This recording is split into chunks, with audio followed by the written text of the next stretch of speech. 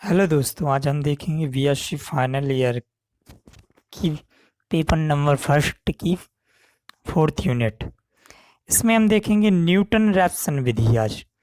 तो Newton Raphson विधि का formula हमारे सामने है, जो होता है x n plus one x n minus f x n upon f dash x N.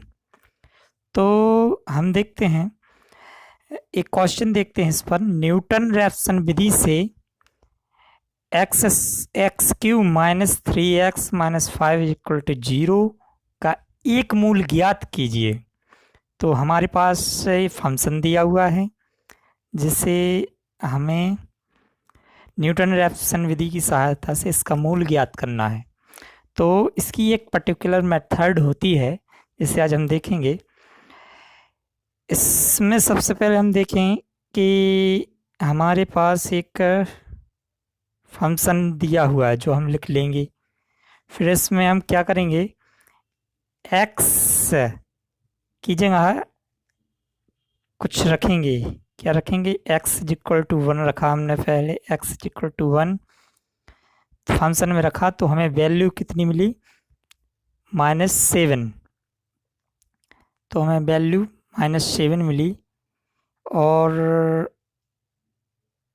फिर हमने एक्स इक्वल टू 2 रखा तो हमें वैल्यू मिली -3।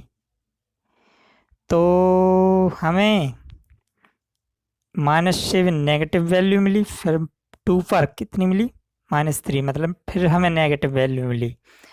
अब इसके बाद हमने क्या किया, एक्स इक्वल टू 3 रखा तो हमें फंक्शन की वैल्यू 13 मिली, मतलब प्लस में वैल्यू मिली।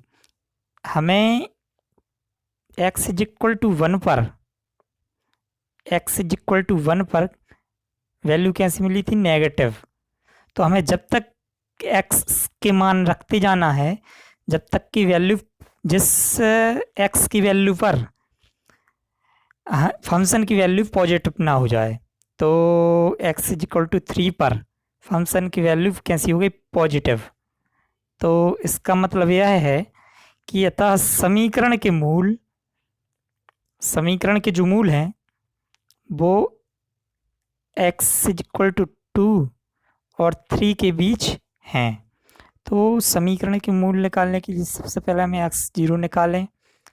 x0 किस प्रकार निकाला जाता है, इन दोनों को जोड़ दें और 2 का भाग दे दें तो हमारा x0 निकल आता है।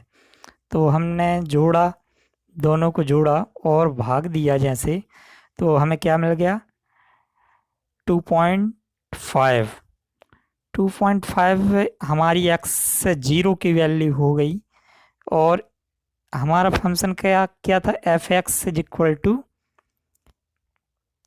X cube minus 3x minus 5। तो इसके आगे हम देखें हमें क्या करेंगे, इसके आगे हम नेक्स्ट स्लाइड में देखें हम क्या करेंगे। इसके आगे हम क्या करेंगे, हमें न्यूटन रैप्सन का फॉर्मूला पता है जो कि होता है x n plus one is equal to x n minus f x n upon f dash x n. तो इसके लिए हमें एफ डैश भी ज्ञात करना होगा। एफ डैश तो हम उसका अवकलन कर दें एफ एक्स का, तो हमारे पास एफ डैश एक्स मिल जाएगा।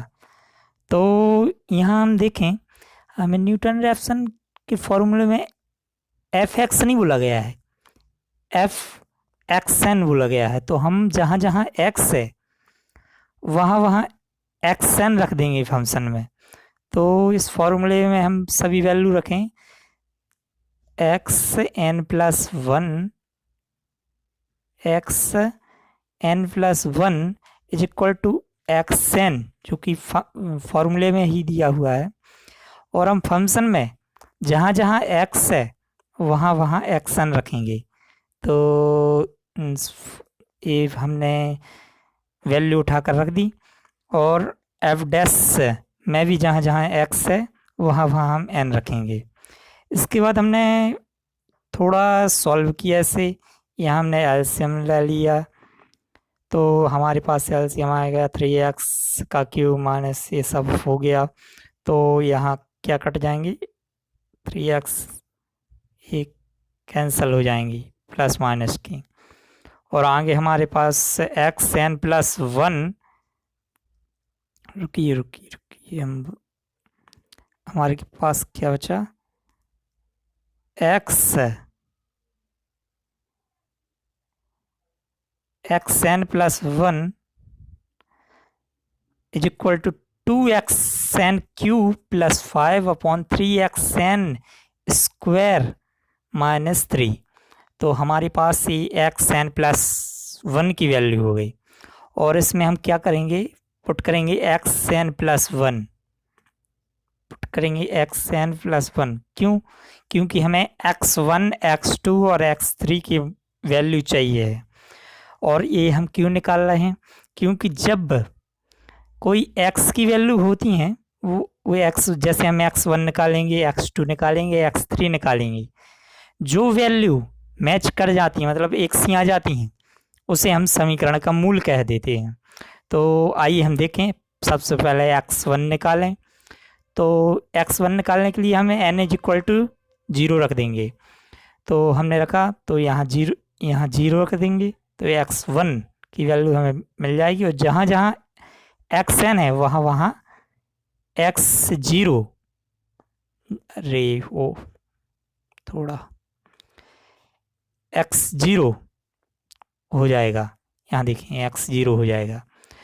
तो और इसके बाद हम क्या करेंगे, और हमने वैल्यू ज्ञात की थी x0 की, कितनी थी, x0 की वैल्यू कितनी थी, 2.5 थी। तो हम इसमें वैल्यू रख दें, और इसको हम कैलकुलेटर से सॉल्व कर लें। आपको बता दें कि हमें बीएससी के फर्स्ट पेपर में कैलकुलेटर ले जाना अलाउ होता है, तो इसे हम कैलकुलेटर की सहायता से सॉल्व कर लेंगे। तो आइए इसके आगे हम देखें, हमें x1 की वैल्यू 2.3158, आप दशमलव के बाद 3 से 4 अंक तक ले सकते हैं, मतलब संख्याएं, तो एक्यूरेट वैल्यू आएगी इसकी। तो हमने फिर क्या किया, यहाँ अभी हमने x = 0 रखा था, 0। अब हम क्या करेंगे, x = 1 रखेंगे, अरे n = 1 रखेंगे, तो हमें x1 की वैल्यू, x2 की वैल्यू प्राप्त हो जाएगी।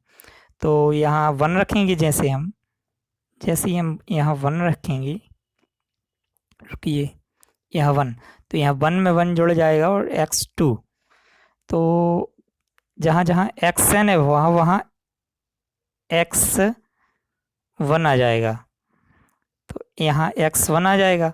और अब हमें x1 की वैल्यू पता है, तो हम वो x1 की वैल्यू जो हमें पता है, जो अभी हमने निकाली है, ये इस इक्वेशन में रख देंगे,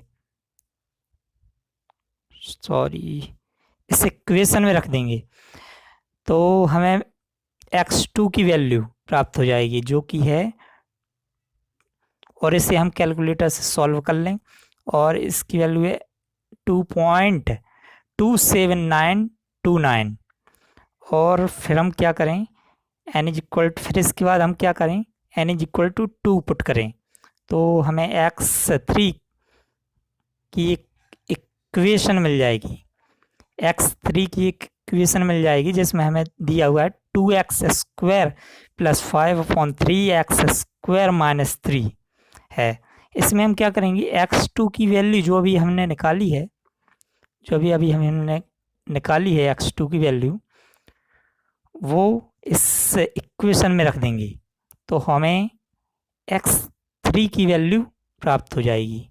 इसके बाद हम देखें, हम नेक्स्ट स्लाइड में x3 x2 की वैल्यू जैसे ही हम रखेंगे और इसे सॉल्व करेंगे कैलकुलेटर से, तो हमें x3 की वैल्यू मिल जाएगी, x3 की वैल्यू मिल जाएगी। और हमने देखा था और हमारी ये वैल्यू मैच कर गई हैं। जैसे हम देखें, यहाँ देखें आप, x2 की वैल्यू थी 2.27929 और x3 की वैल्यू है 2.2790, मतलब 3 अंकों तक ये मिल रहे हैं। x2 की वैल्यू और x3 की वैल्यू 3 अंकों तक मिल रही हैं। अगर कोई भी मतलब हम x की वैल्यू निकालते हैं, अगर 3 अंकों तक एक सी हो जाए तो हम कह देते हैं कि वो समीकरण का मूल है। तो हम कह सकते हैं समीकरण का मूल 2.279 होगा, क्योंकि x की दो वैल्यू मैच कर गई हैं। ठीक है, धन्यवाद। आई होप आपको समझ में आ गया होगा। और इस प्रकार के वीडियो प्राप्त करने के लिए इस चैनल को सब्सक्राइब कर लें। और यदि आप कैलकुलेटर का यूज करते नहीं बनता तो मुझे बोलें, मैं एक वीडियो बना दूंगा जिसमें मैं समझा दूंगा कि कैलकुलेटर का उपयोग कैसे किया जाता है। धन्यवाद।